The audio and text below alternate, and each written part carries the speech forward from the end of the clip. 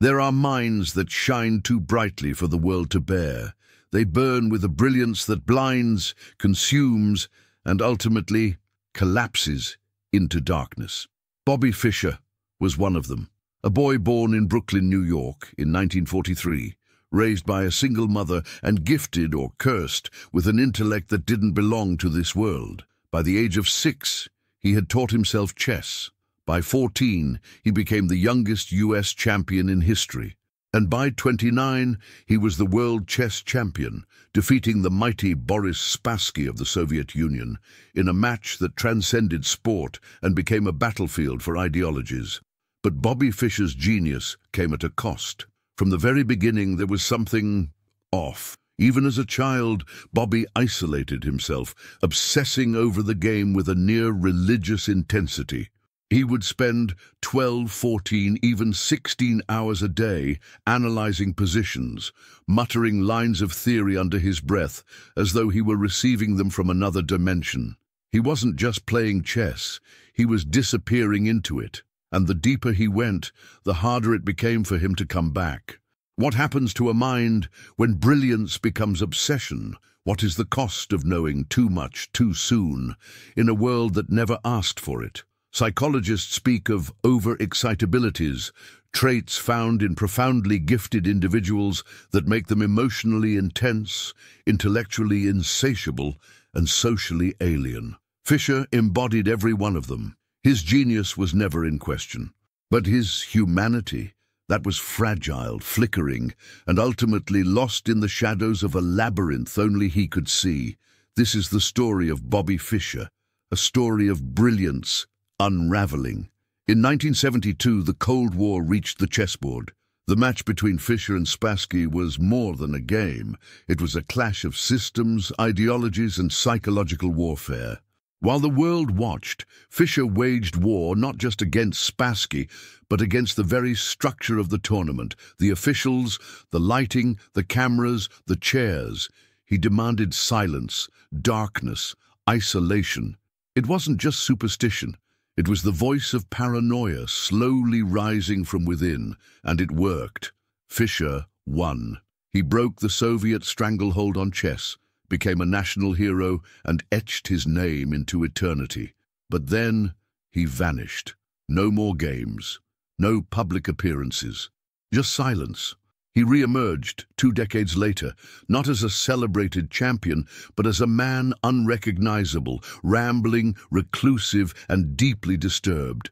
In interviews, he railed against Jews, the US government, and even chess itself. He called the game he once loved corrupt, filthy, and degenerate. The same mind that had orchestrated masterpieces on the board was now unraveling in public. What had happened?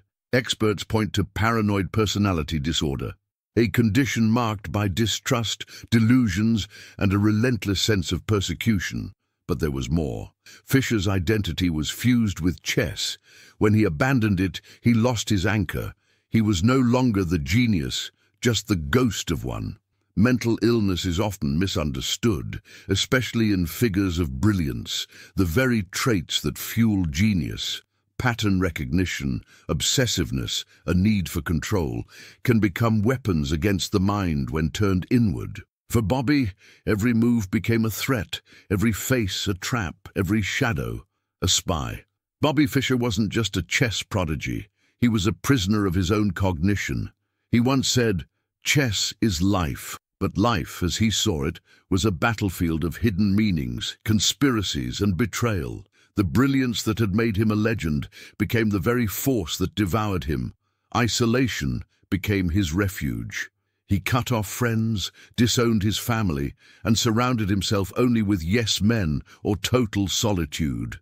His thoughts spiraled into anti-Semitic rants, deeply ironic considering his own Jewish heritage.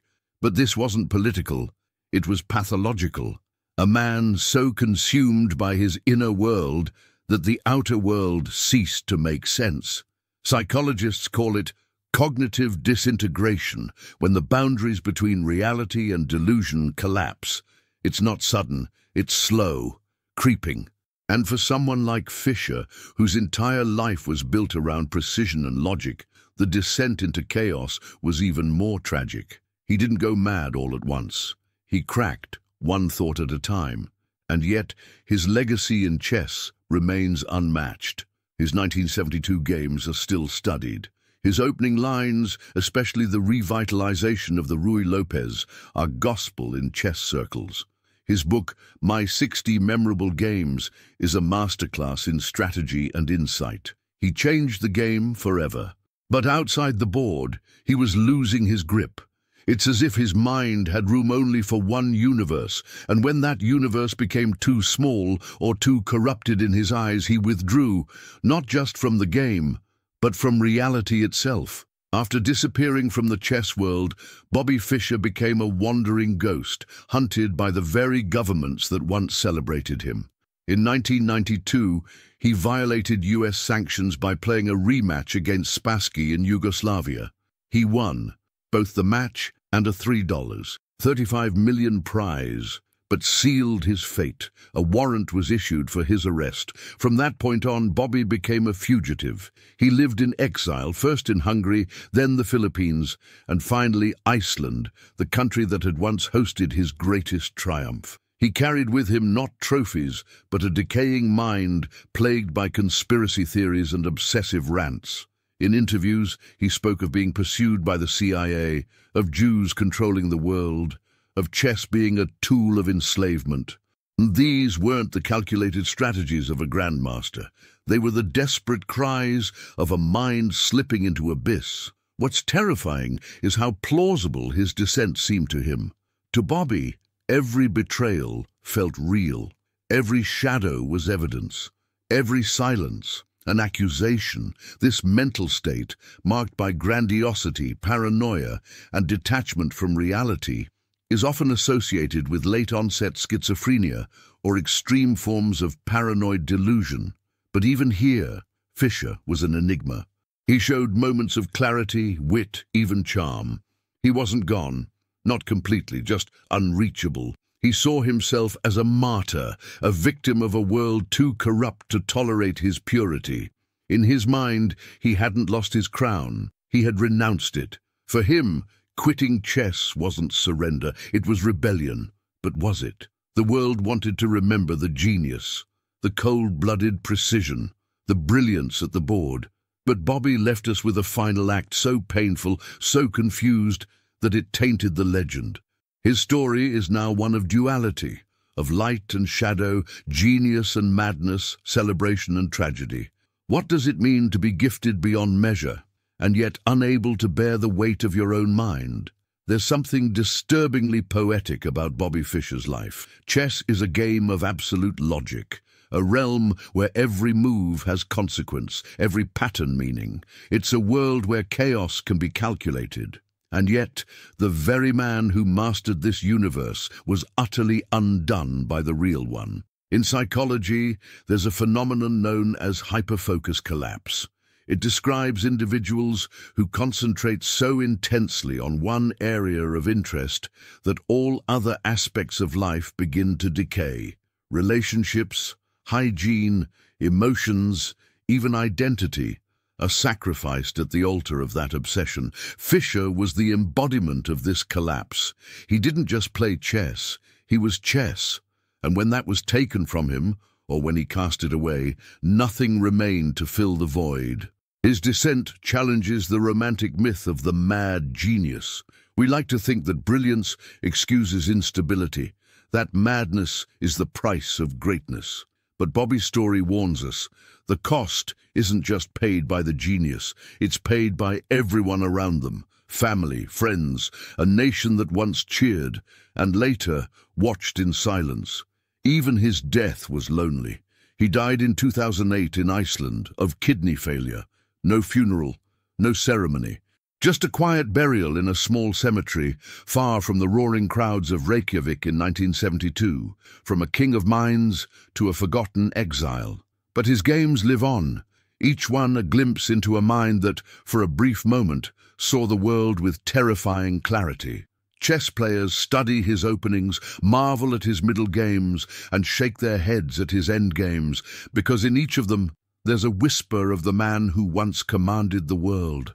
and then vanished from it. Bobby Fischer was not just a player, he was a prophecy, a warning, a mirror held up to all who chase perfection at the cost of their soul.